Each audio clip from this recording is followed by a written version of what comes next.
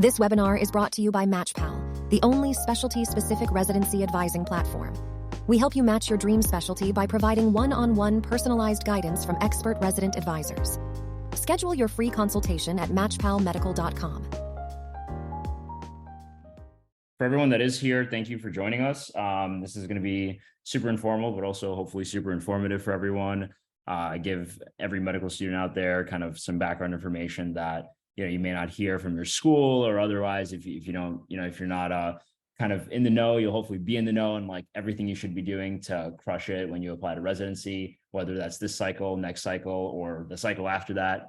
We have an awesome panel today, and we'll go and start off with introductions in a second. I'm Daniel. My camera is off because it's broken, not because I'm choosing to have it off. So sorry in advance. Sure you'll see my face at some point if you haven't seen it already. So I apologize for not being able to be face-to-face today. All right, so I guess let's just go ahead and get started. Maybe we'll go around round table, a little bit of introduction right now, talk a little bit about where we're at. And yeah, so why don't we start off? So again, like I said, I'm Daniel. I'm an integrated IR resident at Northwell in New York. Went to osteopathic medical school at NYTCOM with many of the people on this call as far as the resident panel goes. And I'm really excited to introduce and co-host this webinar with an amazing team of my colleagues. So without further ado, I'll let Steph introduce herself. Hi, I'm Stephanie. I'm a general surgery resident at Christianacare, which is in Delaware.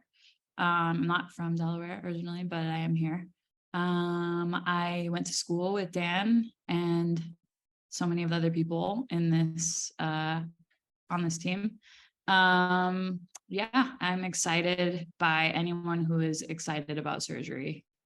So if that is you, welcome. Ryan, I'm going to pass the mic to you. Thanks, Steph. From the other side of the drapes, I'm Ryan. Also went to NYCOM. Really excited for people applying anesthesia. Obviously, anesthesia is getting markedly more competitive in the last 3 to 5 years, namely. And I think it's really important to kind of find ways to tailor your app to make yourself stand out. And I'll talk a little bit more about why I think anesthesia is getting competitive and whatnot in the future, kind of later in this panel. But I'm excited to talk with you guys and share some knowledge and hear your stories and all that. So I'll send it over to Michelle. Hey guys, I'm Michelle. I'm a current third year FM resident at Rutgers, and I'm going to be the new sports medicine fellow at Rutgers starting in July. I went to SUNY Upstate for medical school, and then I kind of wanted to come back home. So I came, next door to Jersey. I'm from New York. So I can talk a lot about, residency experience. I was chief resident. I did a lot of interviews of medical students, and kind of like, what we look for in a resident. And if you are also interested in sports, happy to talk about that. And then I'll pass it on to David. Hey guys, I'm David, rehab resident at Jefferson. I'm super excited to be here and share everything I've learned throughout the process. I actually had to reapply and also dual apply, so I could talk a lot about both of those things. But if any of you people are interested in being nowhere near any of these surgical drapes, I'm happy to guide you there. All right, yeah, so super exciting. So we have a incredible diverse team here, right? I mean, so many different specialties and different perspectives and kind of ways that we all got to our points in our postgraduate medical training. So, without further ado, I think we should just jump right into it and kind of get into the meat and potatoes of today's talk. So before we get into anything, I just want to introduce everyone to, us at MatchPal. We're all part of this team. And, we're a company and a company that's, basically here to provide you the service of a specialty specific residency advising and personalized guidance in the road to matching into your dream specialty. So whether that's, surgery, primary care, anesthesia, radiology, anything in between, our team, and we have people from every single specialty, some of which, obviously are not able to make this call today, but we have mentors that are really excited about their field and are experienced in guiding others through the process as well. And so, we cover the entire gamut of residency application services, whether that's applying to and strategizing for away rotations, providing you mentorship for how to succeed on those rotations and how to navigate the process, how to write a personal statement that stands out from the crowd, how to crush the interview, and how to do well on your board exam. So we're really excited to kind of be here at the forefront of, where technology meets mentorship and meets advising. And that's kind of the nexus that we're hoping to exist in. On today's agenda, our goal today is to talk about, how is ERAS changing? It's a process that kind of changes every single year and to some extent, but I think this year specifically for Match 2024, we really are seeing some remarkable changes that honestly nobody on this panel even experienced when they applied, right? So it's kind of a new landscape that we're going to be navigating. We're going to be talking about that. We'll be talking about how that impacts, the current MS3s and MS4s and even MS2s and what you should be thinking about to succeed in this new landscape. We'll talk about letters of rec, interviews, and obviously choosing your program list, both prior to applying, but also, hopefully we'll get a chance to talk a little bit about the rank process as well. So let's start off with these changes. This year, ERAS, one of the biggest changes that they made is that, I think a lot of this stemmed from application fever and program directors having to read thousands of applications for very few spots.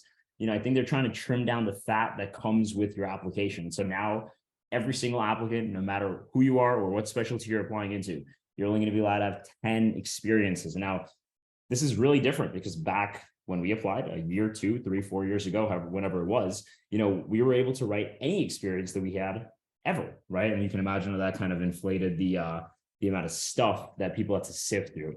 So now you're going to really have to pick which 10 experiences best represent you, which 10 experiences best represent your candidacy for a program and for a specialty, and hopefully be able to really talk about that and sell those as assets during the interview. So I kind of want to go around and get some perspective from our panelists today and really get a feel for, what do they think, if you, again, because we didn't navigate this, right? So if you were, let's say we're working with someone, how would you advise them on picking these 10 experiences, which can be anything from a research or hobby or a volunteer experience or work experience? So maybe let's start off with Michelle.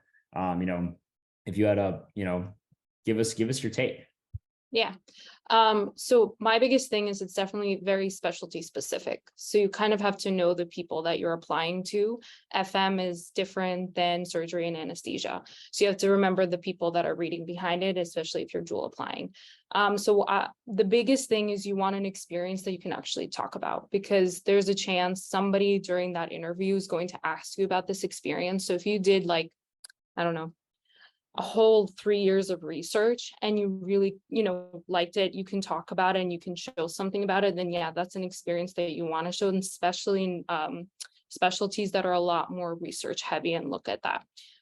Same with volunteering. If you've been volunteering, let's say at the same homeless shelter for the last, 5-10 years, and it's something that's really important to you, put that experience down. But if you did something for a couple of weeks versus something else that you did a lot more and that you can talk about, I would say you'd probably have to put down something that you can really talk about and that shows who you are. Yeah, I totally agree. What about you, David? What do you think? So when you boil down most applications, a lot of them are really, really similar to each other. So it's these little things that can help you stand out. A couple of people have slightly different board scores, slightly different class ranks, but stuff like extracurriculars and hobbies can really, really make you stand out. I've had a lot of interviews where most of the time they only really talked about my hobbies. They really wanted to get to know me as a person, because for some of these specialties, they're kind of taking a chance on you for the next, 4, 5, 6, 7 years. So they really want to, one, know, can you do the work? And then 2, know if they want to be next to you while you do that work. So getting along with them is really important, and having hobbies that you can talk about and be passionate about really goes a long way.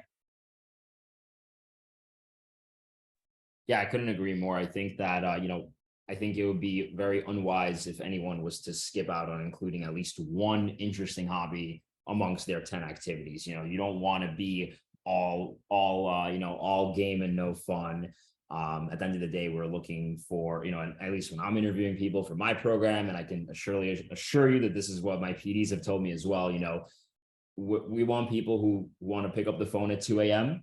And who you're not going to say, oh, damn, that's the person on call. But you also want to be the person that says, if we get out at 2 p.m. and you want to grab a beer, oh, damn, that's not the person I'm grabbing a beer with, right? So you want to hopefully kind of show that you're able to be both sides.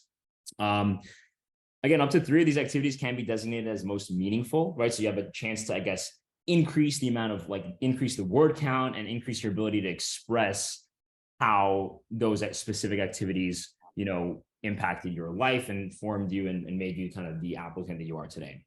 In addition to this, we have, geographic preference signaling. And I think that is another, I think it's another new thing, because back before, you were able to pick a region.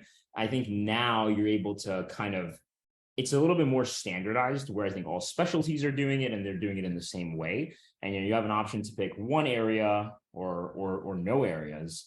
And I think I want to get Ryan's perspective on this, because I know he was kind of also very focused on applying to one specific area. What do you think about the new signaling for geography, Ryan? Yeah, I think it's before. So when we applied, if you wanted to be in a certain area, it was very hard, and especially after the pandemic, I think in particular, all the interviews went to Zoom. So I think it made it very challenging for a couple of reasons. One, people were over applying, right? People were applying, double and even triple the number of programs that they were previously applying before the pandemic, when everything was in person, because people knew they didn't have to travel. They didn't have to budget for those costs of travel and whatnot. So I think, if you wanted to be in a different region, when we applied in this COVID era, we had to reach out, and I did a ton, where I was just emailing all the time, being like, hey, I really want to be here. I really want to be in this area. I know I'm not from this area, but I really want to be here, blah, blah, blah. And I would have to, make a song and dance out of it, which was really, really hit or miss. And a lot of the programs that I was really interested in didn't bite.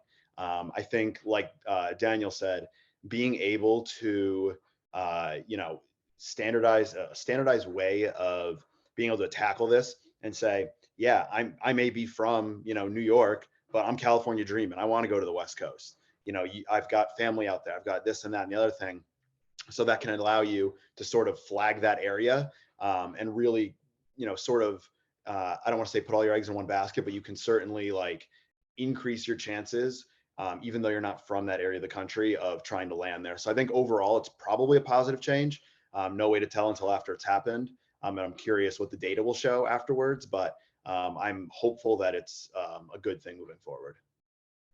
Yeah, I definitely agree. I mean, I think that just even being able to express an area, because when you express interest for an area, what ends up happening is that because they know that it's standardized, they know that you're serious, and they know that the programs that are not in that area get that signal too, right? So they know that you mean business.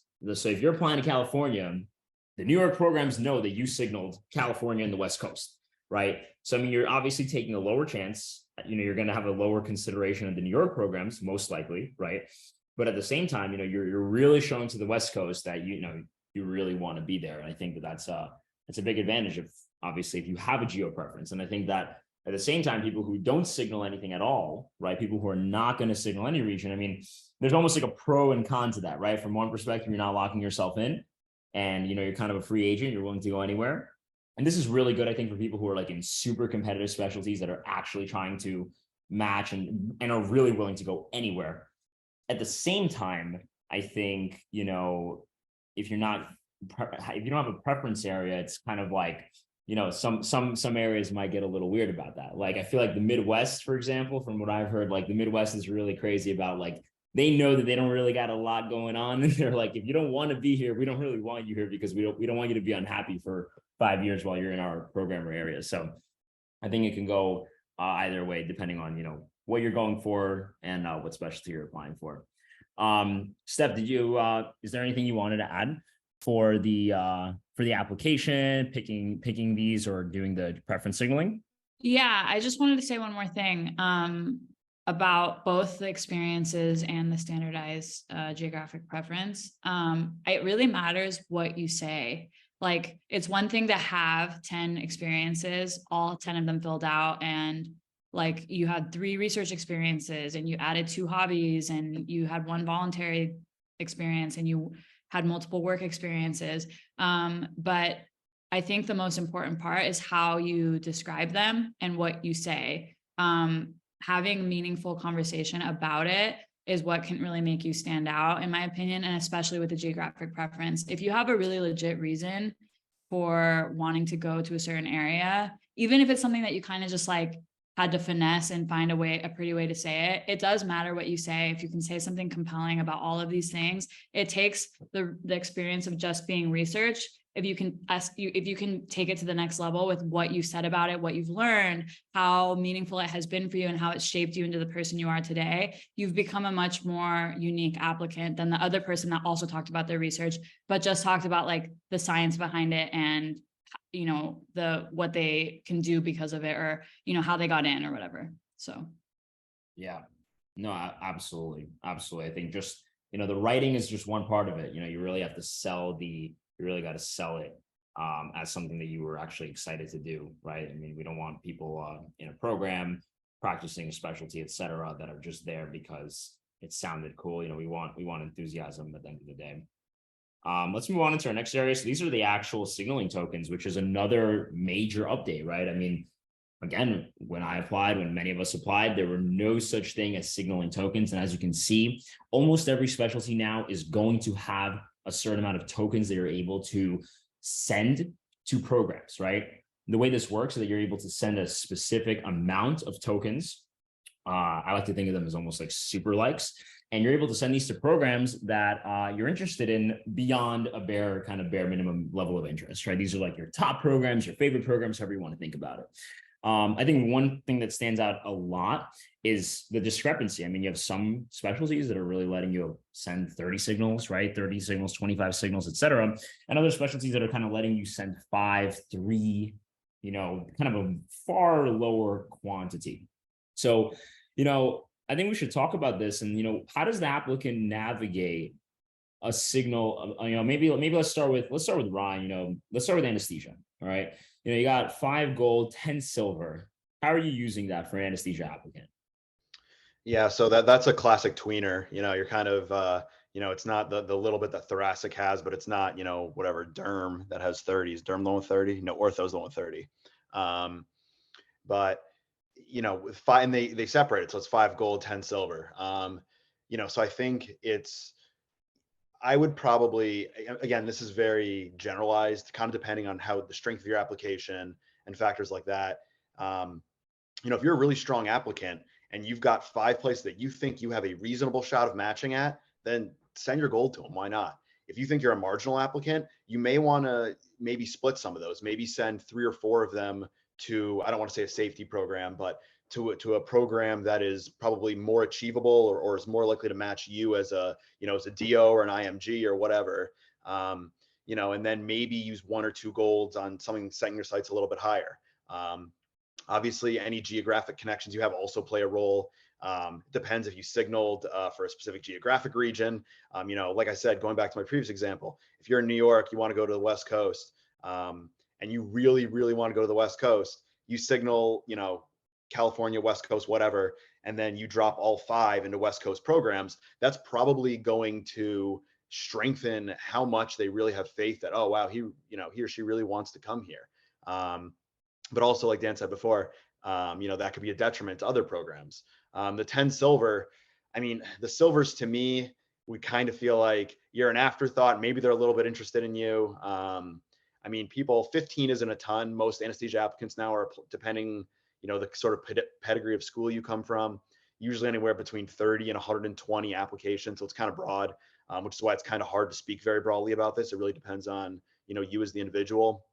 But, you know, I think that's sort of where the individualization and sort of where, you know, we at MatchPal sort of come in handy to you guys, because we can really help guide that process. Because I think no matter, you know, who Dan asks on this panel, the answer at the end of the day is always going to be, it kind of depends on the applicant.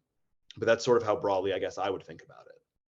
Yeah, I totally agree. And I'll just speak on my own specialty for radiology and IR. And this is like further complicating the matter because most people who apply IR will automatically dual apply to DR because, you know, you can do integrated or you can go to the IR through just doing diagnostics and doing a fellowship after. You know, I mean, the gold is your top programs, and it is really hard, right? It's really hard to tell how someone should use their golds because if you're extremely competitive, you can use your golds however you want. Honestly, you can use them to any program wherever you are, and you'll probably match up one of your golds.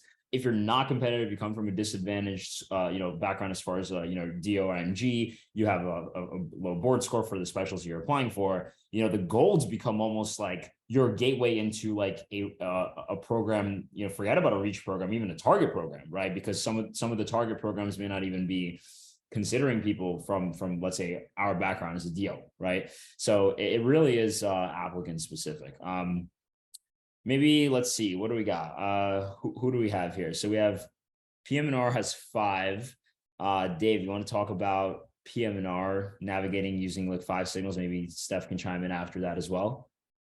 Yeah, sure. I mean, I definitely agree with Ryan and Dan, and you really have to be smart with these signals.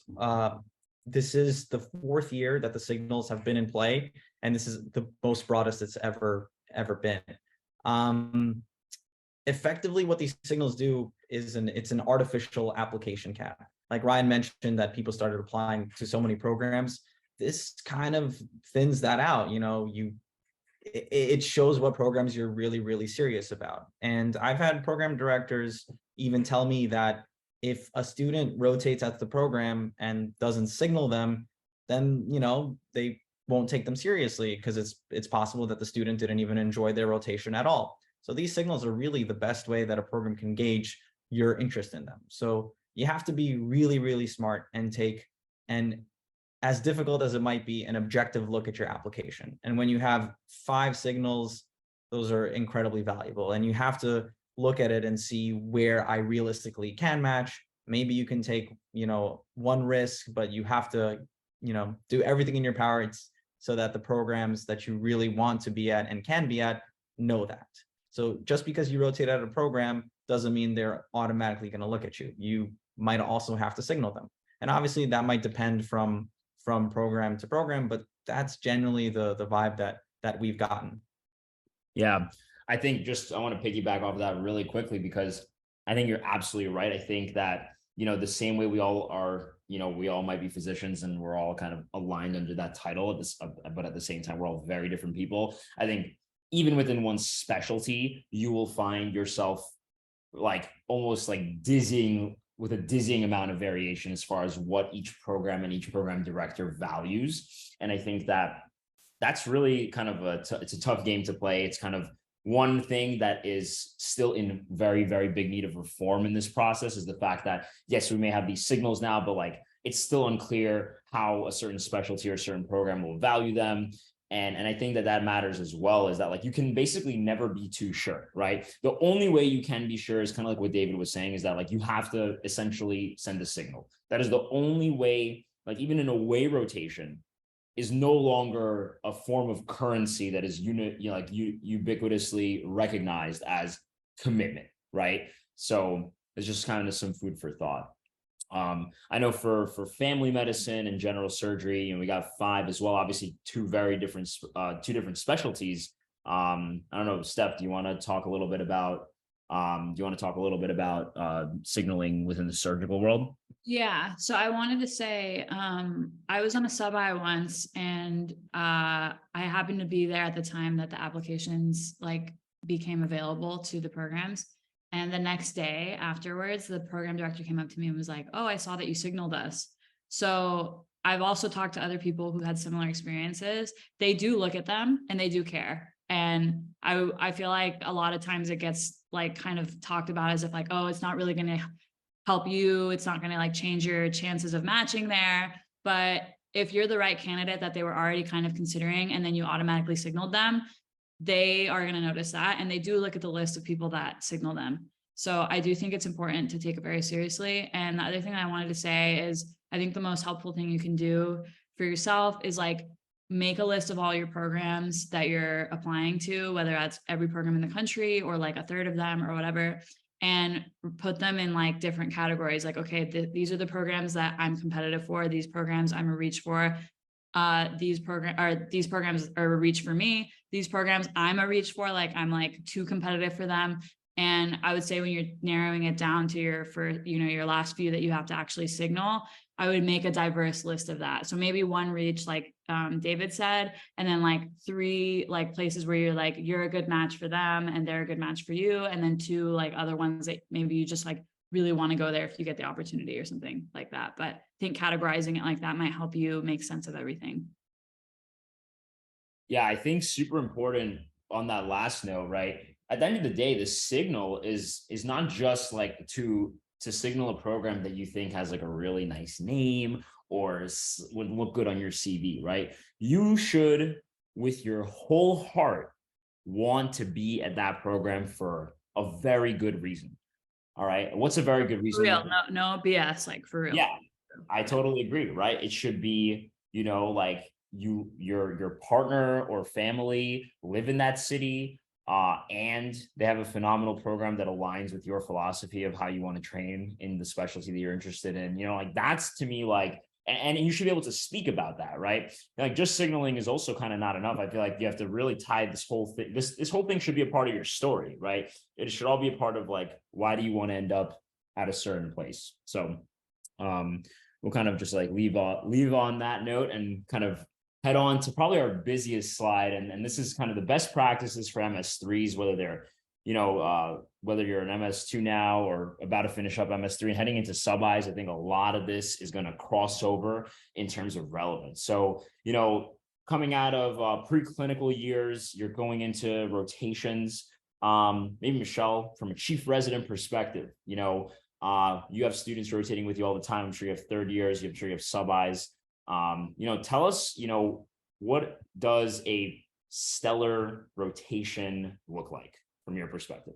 Yeah, so I'll start with third years. A lot of it has to do with your ability to change throughout your rotation. Like we just had our like MS3 start, like, I don't know, 4 or 5 weeks ago, and it's very different, right? You're coming from like not really being as clinical to all of a sudden being clinical. And for example, family medicine is a tough rotation, like internal medicine, to start because we do everything.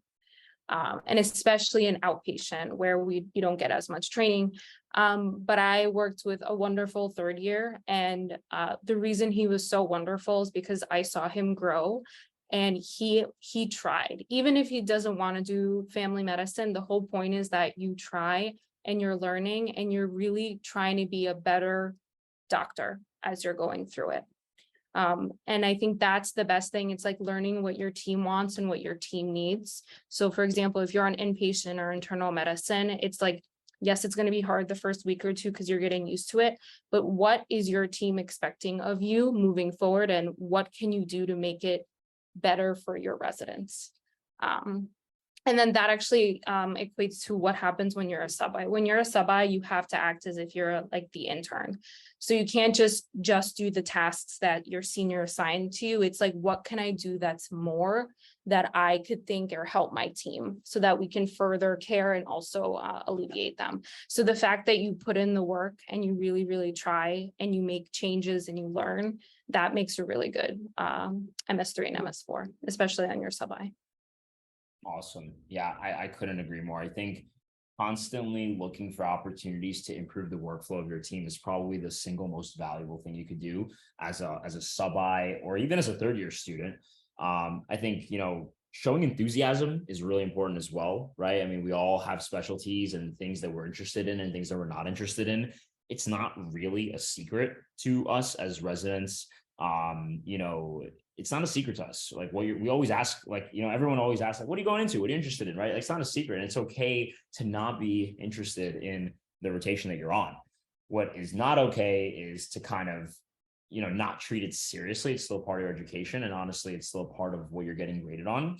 And your clinical grades matter tremendously. They're probably the second most important thing behind your board scores as far as academics go. So it's really important to not lose that opportunity to honor your rotations, whether it's through the shelf exam or through the clinical evaluations that come with it. Say Maybe- one thing. Sorry, Dan. There Yeah. was, sorry, as like a red flag thing. If you're at an institution that's huge and like residents like go and work on other rotations. So like, for example, we work in the ICU. If I have an MS4 that, you know, did kind of fine, I don't know how, you know, they did on our sub-I, and you talk badly about one of the rotations, that will get around. So just be careful what you say around other residents, and just be mindful of that because things spread. Also very, very true. Yeah. Be professional at all times. I think we've definitely all seen that happen, whether it's to our colleagues or others or students rotating with us, that's for sure. Steph, you want to talk about it maybe from the surgical perspective? You know, what does it take to crush your sub-Is? I know surgery is a little bit of a different ballgame. Yeah, so in the world of surgery, for the couple of you that talked about going into ENT or plastics, the surgery sub-Is and rotations are on another level. I think, I'm not sure why, but I think it's because in the world of surgery, because you're using your hands, you can do a lot more as a student than you could as like an internal medicine sub-I or MS3, because they're doing like a lot of computer work and stuff. So they very much take very seriously all of their medical students. No matter where you go, it's the same. It doesn't matter like what surgery rotation you do at which hospital, like they care about like you learning and you participating. And I think the number one thing that I can tell you, and I think the most important word for you to remember, is anticipation. When it comes to being a 3rd and 4th year medical student, the most impressive medical students are those who can learn, not already know, but learn how to anticipate the needs of their team.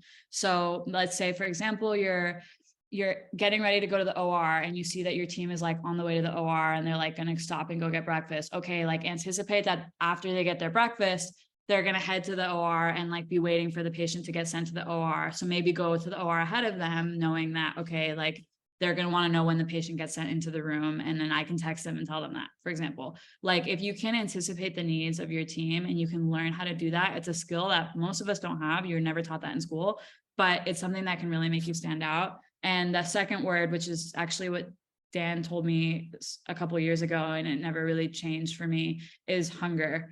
Come to work every day hungry for knowledge. And if you are hungry, everyone will notice. Like that is something that you can spot a hungry medical student from a mile away. Like someone who's like dying to get experience and knowledge and just like wants to do everything and is enthusiastic about even doing something as simple as like, I don't know, walking a patient to the bathroom because the patient can't walk by themselves. Like people will notice that. And even if you're not the smartest person that they have ever met, they're going to know that you worked hard, and therefore they're going to want you to work with them later on in the future. And this is important in all the specialties, but it's really important in surgery, among a lot of other things that I could talk about, but I'm not going to say anything else. That's all. Thank you. And just really quick off of that, and kind of just piggybacking off that point, especially on medicine or surgery or any inpatient specialty where you're really with patients a lot or rounding on patients or whatever, the patients you're assigned to, if you help like things that the nurses may do, and you win over the nurses, that is always a good thing. If you can get, walking a patient to the bathroom is a great example. Because then you stop by and as you're walking out, you go to the nurse, oh, I just walked, room 346 to the bathroom, like he's good. They'll be like, oh my God, thank you. And then at worst, nothing changes, but at best, they go to the program director, maybe they're a nurse who's really seasoned and knows a lot of the residents there. They go to someone and say, hey, Steve just walked, Mr. Johnson to the bathroom. That was really nice of him. That was really cool. And that can win you serious brownie points for something so small. It just shows that you care about the patient and you're there to help out in whatever capacity you're capable of. Yeah. And then if you're lucky, that patient the next morning at rounds, right? You go around with the attending and the patient's awake and they know your name, right? They remembered your name because you walked them yesterday. And then the attending's like, oh shoot, like this guy like has been like coming around when we weren't around, and like they're going to remember that. And I just wanted to say one more thing. The opposite is also true. So Like I once was when I was a third year medical student, I was with another third year medical student, and we were at this like nurses station area doing some work. And one of the nurses from a completely different unit that we were working on asked him to do something for her. The nurse asked the medical student, and the medical student said, "No, I'm too busy." That nurse in front of me went and found the attending that we were working with and told him and was like, "Hey, your medical student isn't helpful to nurses. Like you should write him a bad evaluation." Just for the record, that guy failed his rotation, probably for other things, but that was part of it. My point is, there is always someone watching you, even if you're like on a completely separate unit, even if you're like in the bathroom, you're in the cafeteria talking to the cafeteria people, like everyone is watching you. Just assume from the moment you like leave your house in the morning to the moment you get back home, like people are watching, and they're expecting you to remain professional at all times and to be hungry and enthusiastic at all times. So just remember that. Absolutely. Absolutely. No, I think some amazing points here were made, like the concept of like being available, being affable and able, right? Those are the 3 A's classically, like those are the things that, you should be trying to embody every step of the way. And I think that, everything that we just talked about ties really nicely into like the LOR, right? Like getting a letter of rec is really a strong letter of recommendation, is really a reflection of your efforts when you're on your clinical experiences. And I think that, the letter of recommendation, I mean, I just want to say something that I tell a lot of the students that I work with. When you get a letter of rec, they really need to come, you have to think about the letter of rec from 2 sides. One is the quality of the letter, meaning the letter should be non-generic. It should be very personal. It should not be a regurgitation of your CV, but it should still be coming from a person that is written in a way such that the person clearly knows you on a level beyond a superficial level of like, hey, he showed up, or he or she showed up early or late, or you know what I mean? And like they did a great job and they studied really hard and all that, right? I mean, it should be beyond, it should give some tangible examples of your performance and your desire to learn and improve. That's one aspect. The second aspect is the fact that letters also tend to be more valuable when they come from people who are of power. Chairmen, chairwomen of departments, program directors, associate program directors, chiefs, etc. Right? These are the kind of people that you want writing your letters. So in an ideal world, as far as I've seen, my time at advising and my time as a resident and as a student, you want your letter to embody both of those sides, both this kind of the quality of being someone of a higher kind of like maybe a higher rank within the academic world, but also someone who really knows you on a deep level. So when you're going into these rotations and you're going to ask for a letter, you should have that objective in mind, right? Your objective is to impress everyone, help your team, learn medicine, and get a letter, right? So when you know that going into a sub-I or going into a rotation that is relevant to your specialty that you're going to be getting, that you're going to be getting a letter from, you should have those goals in mind from day one, right? From day one, when you go in, you should identify who are these people and how do I get my talent in front of them, right? How do I get to scrub in with the PD? How do I get to spend a day in clinic with the chairman, right? How do I do these things? If they're unavailable, you go to the next best person. But oftentimes these people practice, they still maintain clinical positions, and it's your job to figure out a way to squeeze your way in there because it's not always going to be a built-in part of your rotation, right? So I think that's really, really important. I can't stress that enough. A lot of the times people settle for lackluster letters with whoever was assigned as their preceptor, and then they miss the mark, right? Those letters are awful. And honestly, most letters are awful, right? And that's why I harp on this point so much, because if you have a really, truly good letter, you automatically become someone of interest as far as being on the interview trail. Yeah, without just kind of a bit of a thing there, without tearing down your other students, things like that.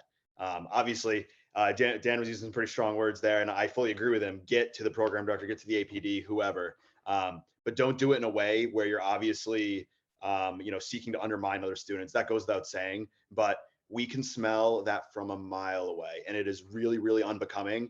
And I've never gone on my way to tear down a student to someone in my, thankfully I've had good students, but if I were to have a student that did that, in a heartbeat, I would go to the program director and say, they're not cut from the same cloth as us.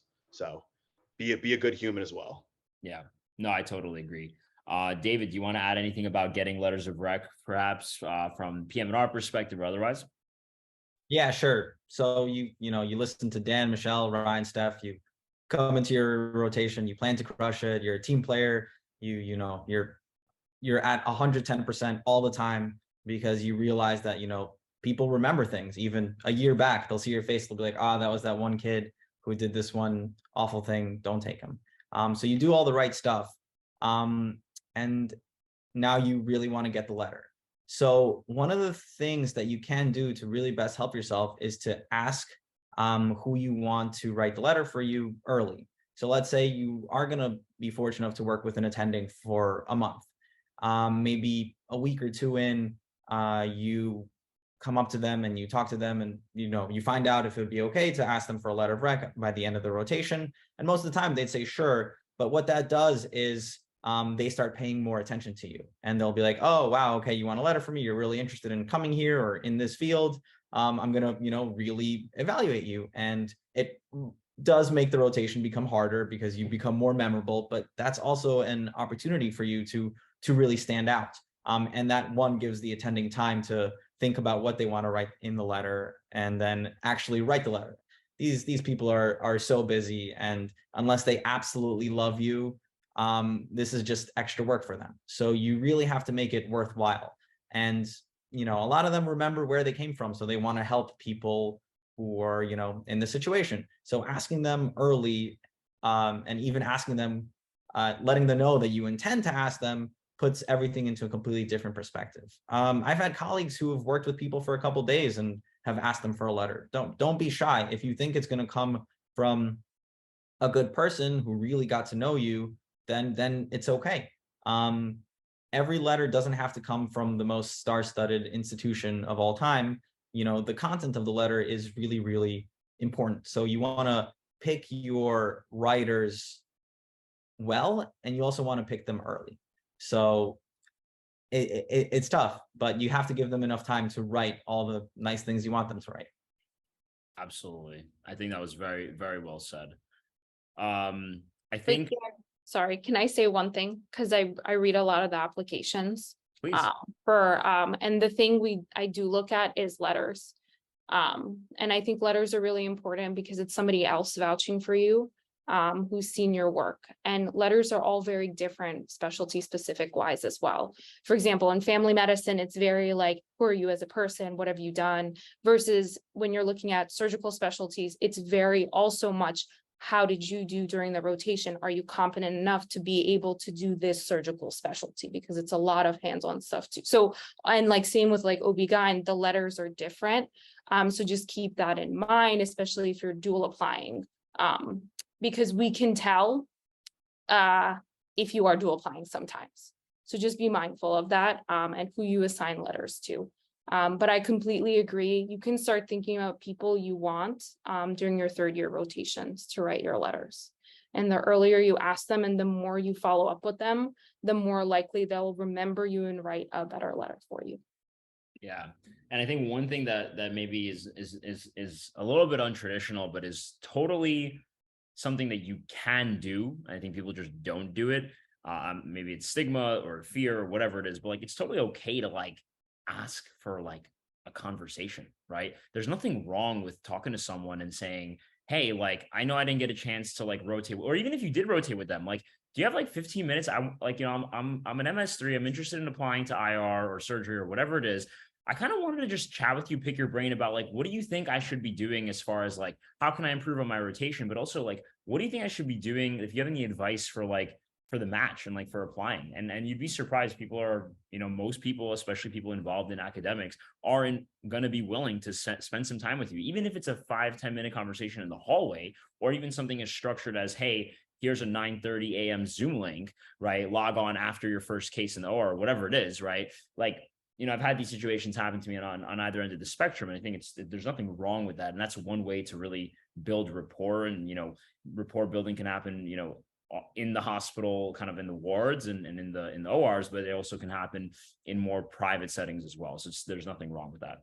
I think Michelle touched on a great point as well when you're doing a dual application, right? So we'll talk a little bit about dual applying, in a second, but I think, letters will matter, right? You're going to send probably different, I would hope you're going to send different letters to your different specialties, right? So if you're going to be dual applying, you're going to need at least 6 letters, 3 per specialty, right? So that's really important. That means that you need to start thinking extra ahead of time about who's writing your letters and be very careful about telling which letter writer, which specialty you are applying for, and labeling those letters properly. And then, as Michelle alluded to, sending them to the right programs, because you are the one at the end of the day who puts those letters into ERAS and assigns them to each program. So it's a very careful game that you have to play, and that you have to double check many times if you want to get it right and not make any careless errors. So just want to put that out there. I also want to talk about exposure to non-core rotation specialties, right? Most students are rotating through the same 5 or 6 specialties. There are certain specialties that you will inherently get exposure to through these, right? So for example, anesthesia, you're going to get naturally through surgery, and most surgery rotations will have a week where you spend with anesthesia.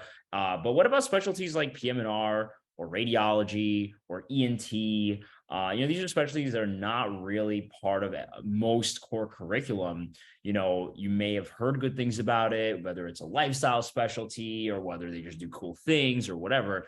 I think it's important to think about how we get exposure. I mean, I'll just tell my story briefly. I got exposure to IR through research. Full disclosure, I was a vascular surgery bound applicant, and then I was doing a research project, and I stumbled into an IR journal, and kind of the rest is history, right? So that's how I got exposure to a field that I honestly otherwise would have never seen, probably to this day. And I couldn't be more grateful for that opportunity. So that was awesome. You know what I mean? David, maybe you want to tell us a little bit about how you got exposed to PM&R.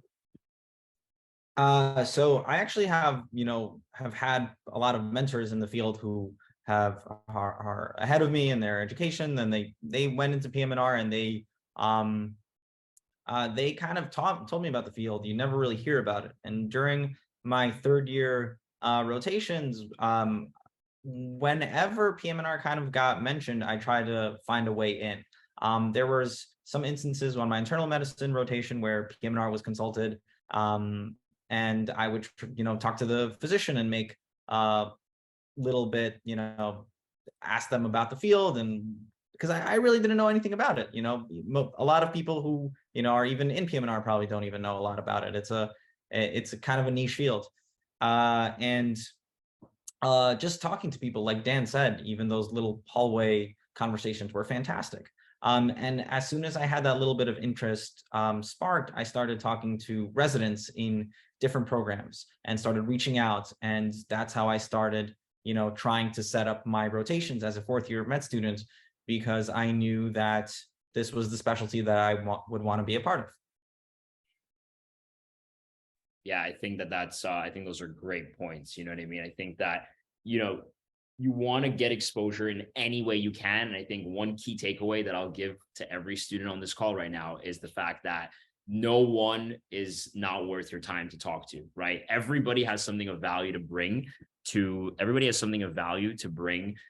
conversation and to your perspective, and those perspectives are worth listening to. And you never know who you might speak to that'll give you insight to a field that you've never even considered before. So, and I think there's an onus upon us to explore these things, because, first of all, you don't want to end up doing a specialty that you're not happy in, right? Just because you failed to do your own diligence and didn't explore everything.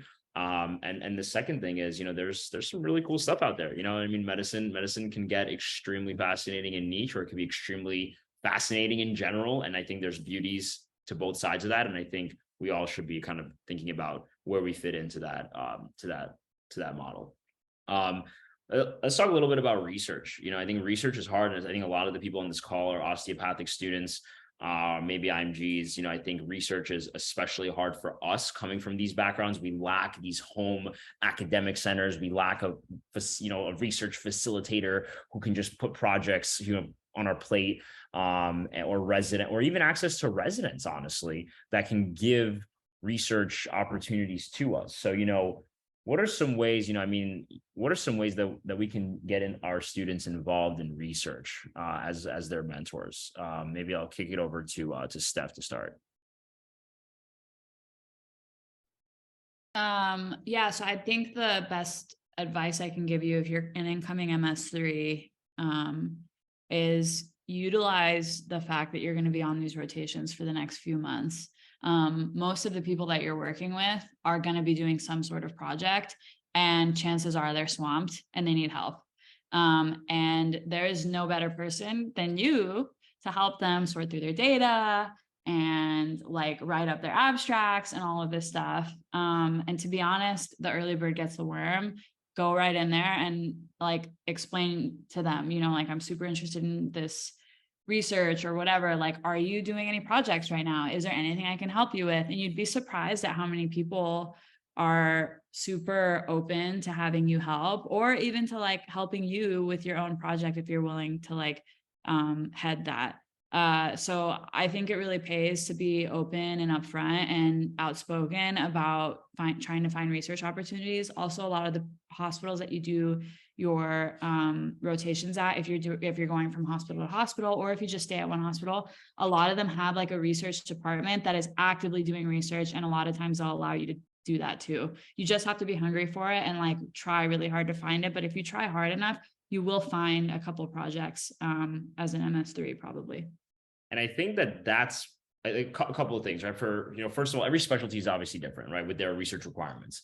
But I think everybody, no matter what they're applying into, can probably benefit from one capstone project in an area that they're interested in related to their specialty. I don't think there's any specialty that would say, why did you waste your time doing this, right? Whether it's neurosurgery or primary care or anything in between, I think research, you know, the skill of research is something to do it well is not easy. And I think it's very highly respected. And it's also a way to show your passion and commitment to a field, right? So that's the first thing, right? So don't think that, you know, you're ever out of the running to do this, right? The second thing is, you know, research can be very self-motivated, like Steph said. I mean, you shouldn't shy away from thinking about a new project or even seeing a case that you think is interesting and just looking into it on your own and saying, hey, has a case of XYZ ever been published before?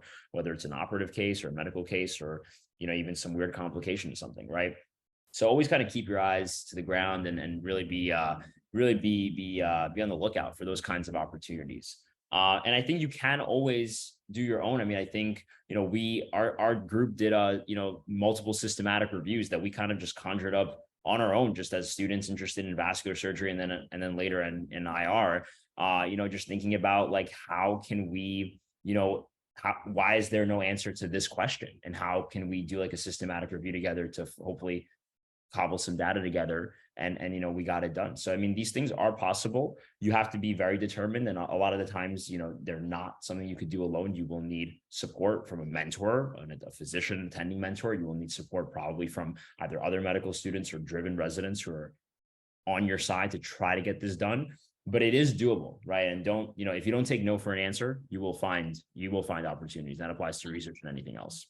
Also, blind emails. Sorry, one last thing. I just wanted to say it helps to send like emails to, maybe you have like a directory of professors on your school's website or something, and you see that, you know, you guys have 5 clinicians that represent the like surgery department or PM&R department or IM department, whatever, at your school, sending them blind emails, even if you've never met them before, and just explaining, hey, I'm super interested in doing research, but I haven't found anything. Do you have any projects that I could help work on with you, or anything at all that, like, any experiences you know of?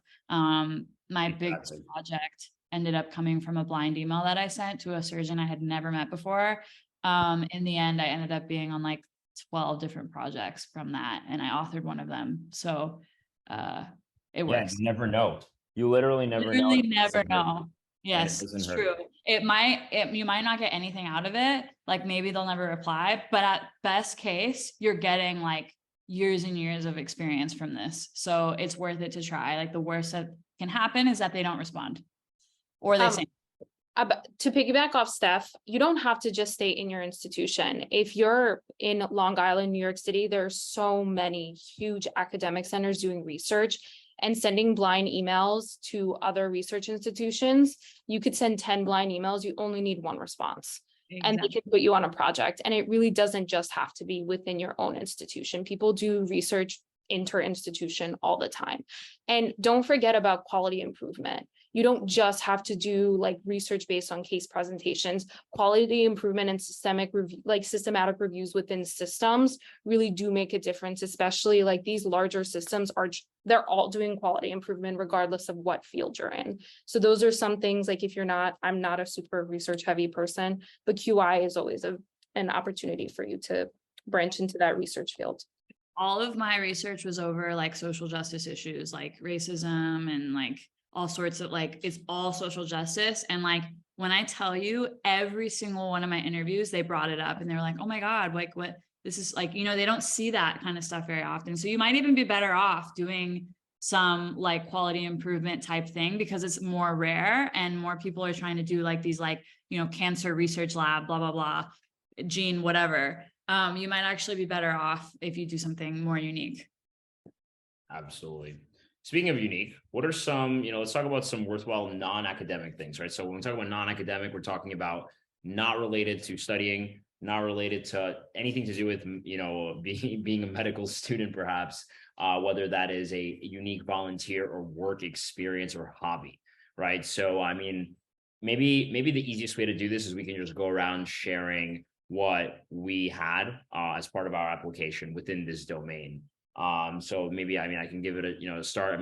Teaching has been my passion for years. I've been a teacher, tutor, mentor, that whole kind of realm. I've been doing it for years. So that was one thing that I was really big on selling, not just as a passion of mine and a skill that I can use as a resident, but also as something that I can use to benefit a program by, bolstering the way that they deliver education to their medical students and residents. So that was one thing. I'm also really big on road cycling. So talked about my hobby of like road cycling all over New York City.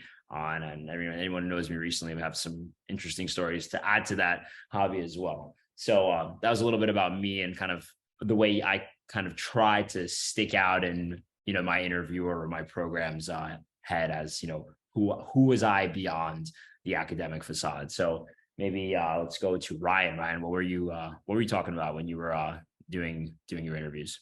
Yeah. So one thing I did, I wrote an op-ed that got published on Kevin MD, which is like a popular physician blog website, about why I was kind of going against the grain at the time, saying why I think step one should not be pass fail. And that actually got, I think it got like almost 300 shares. And when I ended up interviewing at Hopkins, one of the people who I interviewed with, she's one of the APDs, she's very big into resident education, and she brought it up.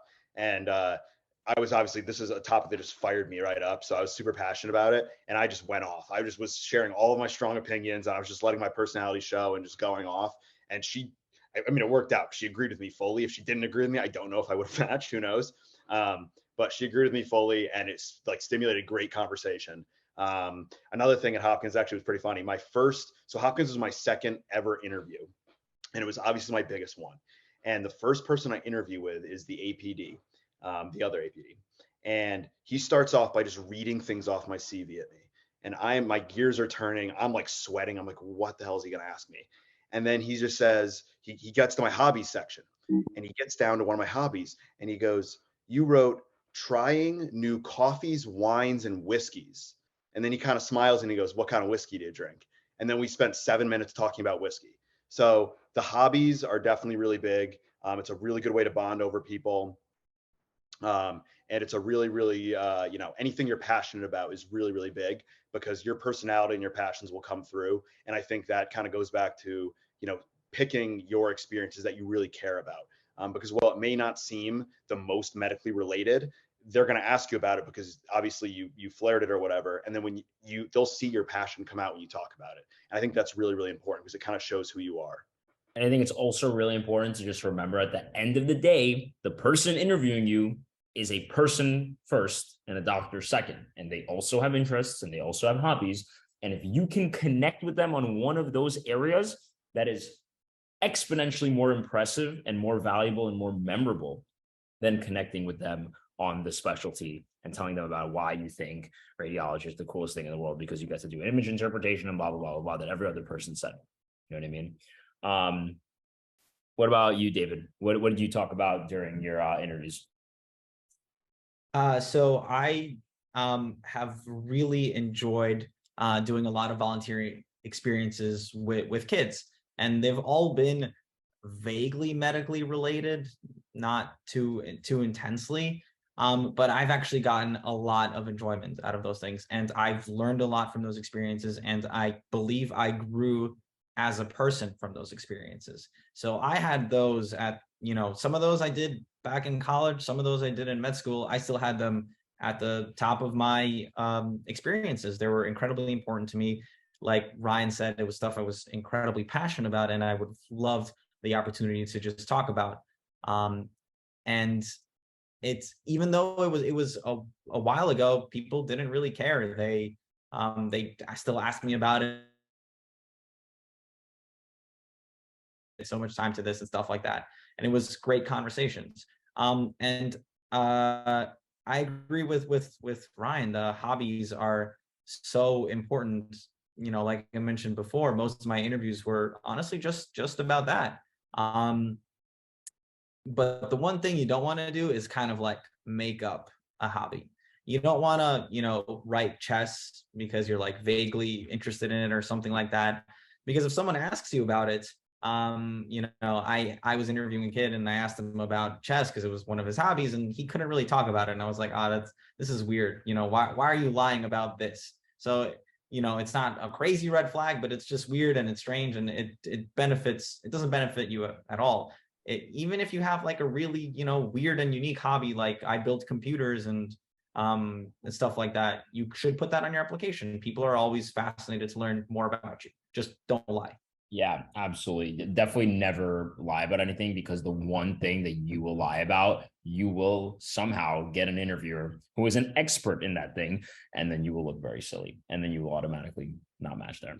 In the interest of time and respect for our panel, I want to just kind of speed it up. For preparing for VSO, the only thing I'll kind of mention is just having documents and headshots ready, right? So VSLO is the application system they use to apply to away rotations. If you are interested in pursuing a rotation as a fourth-year medical student outside of your home institution, you're going to use this platform. Just be cognizant to have your documents that you need from school, a professional headshot, and a draft of a personal statement ready to go, because you will need that to apply for these away rotations, and they open up as early as April.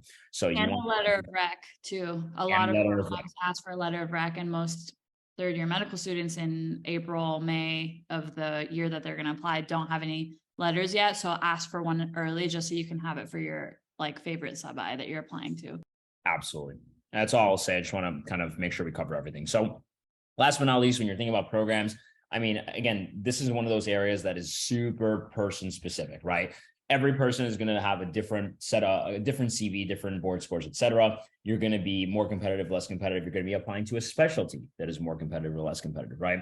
You need to take all that in, and you need to think about, where is the cost to benefit analysis of like, how many programs am I going to apply to, and versus like, where am I going to most likely match at? Right now with program signaling, the data is going to be really interesting to see with the Match 2024, because, we're going to see how that impacts people, right? Because if you only have 10 signals, you can apply to 150 or 300 programs, depending on the specialty, and you might only get 10 interviews, right? So it might not even be worth it to apply to 100 programs and spend thousands of dollars, right? Because every application comes at an additional cost. It might not be worth it to do that. So we need to keep this stuff in mind. And I think this is another area, kind of like we mentioned earlier, where, we help students work one-on-one to evaluate their application and to make sure that they're making the best decision. Because, you obviously want to be cost conscious with, your process, and you don't want to spend more money than you need to, if possible. At the same time, you don't ever want to be in a position where you regret not shelling out a couple extra $100 to apply to a couple extra 20, 30, 40 programs to give yourself a better chance. And I think nonetheless, no matter where you fall on the spectrum, just be cognizant of the fact that you're applying to, you should be applying to, like I would say 20% of the programs, whatever number you settle on, 20% of that should be reach programs. And I think, 60% should be target programs, and then 20% should be like absolute locks, and maybe, again, that also is a case by case basis, but I guess a reach would be a program that maybe nobody from your school has ever matched that. If you're a DO, maybe they never took a DO before. A target program is, places that your school goes to all the time, or places that, again, like people with your, people like, you're just target because you're at or above the average for the specialty that you're applying for. And then the last 20% maybe a program that's an absolute like, game winner is like you're super competitive for the specialty and your school constantly sends students there. It's like a home program kind of thing, right? So I guess that's how I would classify it. And again, out of the interest of time, I kind of went a little bit fast. I want to kind of give our panelists the opportunity to chime in here if they have any specific add-ons, in terms of advice for that section.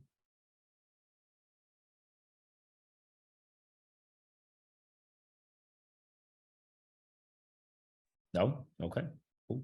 That works too. We kind of talked about dual applying as well. Again, different statements, different letters of rec. And I think the last point is another area that I would say is maybe worth discussing, right? Same corporation, different division. And what I meant by that is, when you're applying to two different specialties at the same hospital, is there a implication or consequence of some kind for doing that? It's hard to say, right? Some departments are really close and they talk and some don't, and you'll kind of never know. I think for the most part, it's a safe play. If you kind of get doxxed by doing this, it happens. But for the most part, it's probably a safe play. And I think it'll be really hard to only apply to certain hospitals for one specialty and not the other, because you probably want to be in one region anyway. Most people do. And that might conflate with your desire for that. So most people will end up dual applying to similar, multiple. If they do dual apply, they'll apply to multiple specialties in one hospital. But just be aware that it can burn you at some places that are intimately, linked, especially post interview if people ever talk about who they're going to be matching, etc. Okay, so last things. So personal statement and interview prep. All right. So personal statement, I think, should capture these three questions. We have it all over our social media. We tweet about it. We talk about it on Instagram. I mean, these are the three things that I think every personal statement, like if I read your statement, I should walk away with the answer to these three questions. I think these are also in, order of increasing priority, right? So I think at the most, the most important thing I should walk away from is like, who are you as an individual and why I would want to work with you?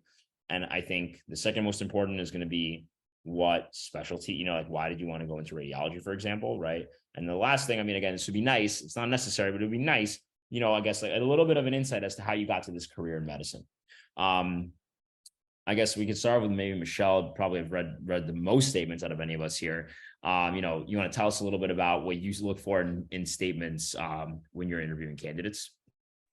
Sure. Yes. It is what Dan said. You should kind of explain why you want to do medicine and who you are. But some of the most interesting personal statements are definitely something you did uniquely, but something you're also like passionate about. I think I once read a whole personal statement on somebody who like did karate, and that was like his person, like he or like Taekwondo. I don't remember exactly, but he did a sport, and that's what he talked about and how it led him to medicine. Granted, I think he did end up wanting to do sports medicine, which is not uncommon, but it was just a really interesting statement because I got to actually know the person. And then when I interviewed him, it was a really nice interview because then we like kind of talked about that and what led him to medicine. So what you write in your personal statement should be true to who you are and why you want to do medicine. And those can always be kind of a lot of times addressed during your interview, and a big thing. Just a couple of things, make sure you check grammar, because it is kind of, I do see it where there are grammar mistakes, and make sure people proofread your personal statements and all of that. And make sure somebody who's actually not in medicine also reads your personal statement and understands kind of what you're talking about. But you should really talk about who you are and what you're passionate about. Absolutely. I think that's kind of, the best advice that anyone can give you. And I think, again, having someone from your specialty who just matched, who has this insight, who has seen good statements and bad statements, I think it creates a lot of value for you. And that's kind of, that's what we hope to do, is kind of helping you make sure you sell your story to the best of your abilities. As far as interview prep goes, I think you got to know yourself and you got to sell yourself, and you got to have a clear mission when you walk into that room. What message am I trying to deliver to my interviewer? What do I want them to walk away with? I know it's a very non-traditional approach. Okay. Most people, when they walk into the interview, they're going to be shaking, sweating, trying to think about what are they going to ask me? Where am I going to mess up? Am I not going to rehearse the answer? Okay. If you approach the interview that way, you're going to have at best a high medium interview. Okay. If you approach the interview as how do I make this transaction the best? How do I represent myself the best possible way and make sure that here's the top 3 attributes that I have and how do I sell them to a program? If you approach it that way and have a really clear-cut strategy of how to do that, you're going to blow everyone out of the water because you're not going to be the applicant that's shy and nervous and shaking and barely answering questions, right? So, having confidence in who you are, like you can't change anything about your application. You've already done the research. You've already gotten certain scores, whatever those are. You've already done these experiences. You already got to the interview seat. They already are considering you very strongly for a position, right? So just take advantage of that opportunity and, sell yourself to the best of your abilities, right? Take advantage of that and use that to deliver a message, I don't know. I think that, interviews is probably my area of like absolute, it's where I love helping students the most because I think it's where most people have the absolute most work to do, to be honest. Medical students in general are not a very forward and kind of extroverted group of people, and they're not really thinking about this from the perspective that anyone else in any other industry thinks about a job interview. And I think we're playing a lot of defense. And I think that, my goal is to always teach students, how do we play offense in the interview? And, I think that can elevate your game tremendously. I don't know if anyone else has anything to add. Sorry, end rant, but interviews is is the pain of my existence. I just want to add to be, I agree, you have to be able to sell yourself. But don't brag. I'm trying to say, with an interview, it can really make a difference with your application. There have been applicants that, my program we weren't sure about, and then they interviewed phenomenally, and that makes a big difference versus the opposite. You may have a phenomenal application, but your interview may actually tank you. So the interview does make a difference because it shows who you are as a person. And so be modest in the best way possible while also trying to sell yourself, which can be hard, but really show people who you are and why you want to be at that program. And the interview really can help make or break for a lot of people. I just wanted to add really quick, as someone who also gets really nervous when I have to speak to people or sell myself because I just don't know how to brag or whatever the word is. I don't know how to do it.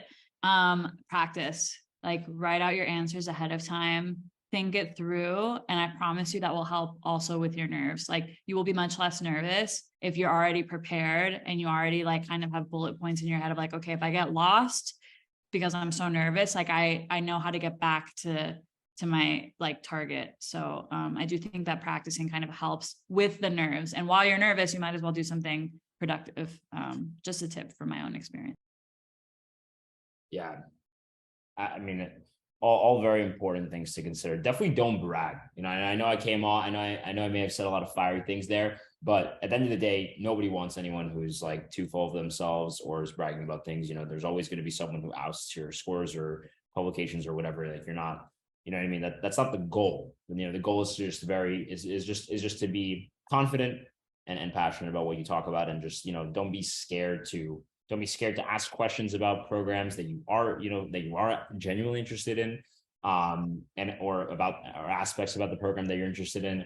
And don't be scared and just kind of showing your true self and true colors. These are just people that are trying to get to know you.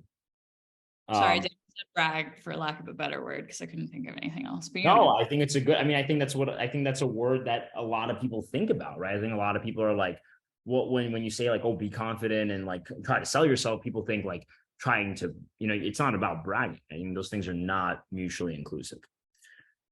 All right. So we wanted to give you guys the opportunity to ask questions. We also wanted to give everyone who showed up today the opportunity to, work with us at a discounted rate. So there's a QR code to fill out a interest form if you're interested in that. And everyone here is eligible for a discount.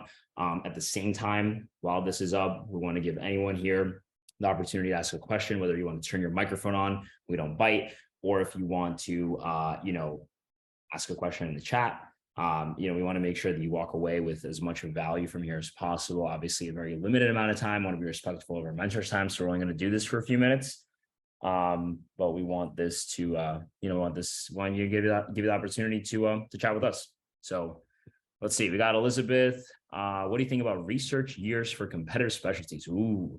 Good I don't question. think anybody here took a research year. I've advised students on research years before, so maybe I'll take this one real quick. Research years, I mean, you have to evaluate your competitiveness prior to the research year. You have to think about the fact that a lot of the time, the research that you do during a research year, it really depends on what lab you go into, right? So if you are going to go into, if you have connections and you're in a really productive lab that's going to hook you up and get you like 10 publications, absolutely worth it, right? Especially if it's a competitive specialty.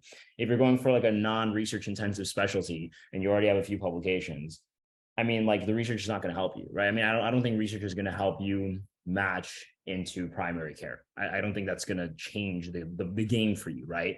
I don't think research is, there's a lot of specialties that it really won't help you match into. But if it is a specialty that historically, rewards high research output and you don't have that, but you have everything else, I think it might be a really good use of your time. I don't know if anyone else has anything to say. Especially for DOs and IMGs, it can really help. I think it's my opinion that it can really help you get more on the level of the MDs. We are on the same level, but up to their standards or whatever it is. It's also a great opportunity to network. I think probably the biggest takeaway from the research here is the opportunity that you have to network with people at that institution, or at least like when you go present your research at a conference, you can go and talk to people. So like it's a major networking opportunity, probably more than anything else. And just remember, the first thing I said, I really think that's the most important. Not all researchers are created equal, okay? So make sure that before you commit to a year of your life, where your loans are still going, where you're probably not getting paid much, where all these other things like life is still happening around you, right? And that year has a value, that year has a financial value of your attending salary also, right? There's a lot of factors to consider. Just make sure that it's worth it and that it's going to give you the networking and publication and other advantages that you're actually looking for. And it's okay to negotiate those things and ask about those things in advance prior to sitting down and signing whatever, a research fellowship contract or whatever it is that you do to lock that in. Anyone else have any other questions for us or our team? How did everyone efficiently balance all of these things, extracurriculars, research projects, alongside dedicated? That's a great question. Anybody want to take that? I mean, I can talk about it briefly. I didn't. When I was in dedicated and I was studying for step 1 and step 2, it's all I did. And if you're someone who really wants to score highly and you need to score highly for competitive specialties, those things can kind of take a back seat. I was in the unfortunate spot when I was studying for step 1 and our step 1 was still scored. And that was when step 1 had more weight than step 2. I thought I had finished a project, and then like a week and a half before my exam, my PI emails me. He's like, "Hey, I need this, this, and this done."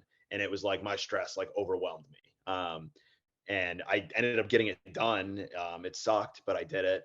But overall, prioritize studying for boards and doing well. And obviously prioritizing your mental health as well, because if your mental health is in shambles going to test day, that isn't good for you either. I know Dan's the big boards guy here, so maybe he differs in opinion on me, but that's my takeaway is when you're studying for boards, that should be your first, second, third priority. No, I mean, I definitely agree with you. I mean, like it's hard and hopefully, first of all, I think board studying is a longitudinal thing, right? It doesn't just like happen one day, you wake up, you're dedicated and you just start studying, right? Board studying is a continuous process, right? If you're a first day of medical school student, or you are in step 2 dedicated, I mean, for me, the whole 3 years is a continuous process in an ideal world, right? So you should always feel you're always working towards these goals of doing well in your exams. But at the same time, I do think that dedicated is another level, and it's okay to put things on the back burner, especially things that are not time sensitive. It's totally okay to put those on the back burner. And, because I think when you do a lot of things, you do a whole lot of nothing. You know what I mean? And the last thing you want is to like do not really a great amount of progress on your research project, not really do any significant level of like leadership activity because you just were too busy, not really advancing your step 2 score progress or goal score, and then you just wasted 8 weeks, right? It's better to just take the 4 to 6 weeks, crush the exam, and then get back to everything else. You know what I mean? It's almost always a better thing. But that's still a really good question, because especially students going into competitive specialties, you are juggling a lot, and you have to think about this and be strategic for sure. Anything else? Anyone else got anything they want to add or ask? I was just going to ask really quick about the token sort of, or the gold, silver, and like choosing certain residencies where you kind of have more of a focus on. How does that work with, like, are you given like a certain amount of those coins where you kind of have to divvy it up among programs, or do you purchase those? Like, I had never heard of those before, so I really wasn't sure how that worked. Yeah. So good question, Karsten. So, you basically are given them depending on what specialty you're applying for, right? So basically you're going to say you're going to apply to, let's say, ENT, you're going to get 25 tokens. Those tokens can then be used to signal 25 of your top choice programs, right? And then if you're going to dual apply, they'll give you another set of 2 or 5 or whatever, however many tokens for the second specialty, right? They're included in the ERAS fee. I don't think I'm 99.9% positive that they don't come at an extra fee. That would be very messed up if they did. We already pay enough. And yeah, and that's kind of how those tend to work. Sweet. Thank you. Yeah, Dan was right. The best analogy I've given to people who aren't really familiar with this is it's legitimately like a super like on a dating app. That's all it is. Yeah. And yes, Elizabeth, you're absolutely writing 2 separate statements if you're dual applying. There's virtually no, I mean, they don't have to be entirely separate, right? But they're going to be different. I mean, of course you can use bits and pieces from here or there or whatever. But at the end of the day, if you're going to apply to radiology and internal medicine, I mean, there's really no way that this was going to be 2 similar statements, right? I mean, those are 2 very different fields, right? So Elizabeth, I also wanted to point out, you can have like more than just the 2 personal statements. Like you can have a special personal statement for your number 1 choice where like you specifically mention the name of that hospital or whatever, like in that. So you can have like loads of personal statements if you wanted to. But you're definitely, if you're dual applying, you're having a minimum of 2. Maybe there's a lot of overlap, but they're 2 different like careers. And then you can customize certain ones for like your top programs if you wanted to. The other issue with dual applying is you also only get 1 application. So even though you're applying to different specialties, the same hobbies and research, every program is going to see. So if you're applying like a competitive surgical specialties and everything is surgery based, and then you're also applying a less competitive specialty as a backup, they'll be able to tell just based on how your application looks. So you kind of have to cater your application to everything. But then with the personal statement and the letters of recs, you're free to submit as many as you want.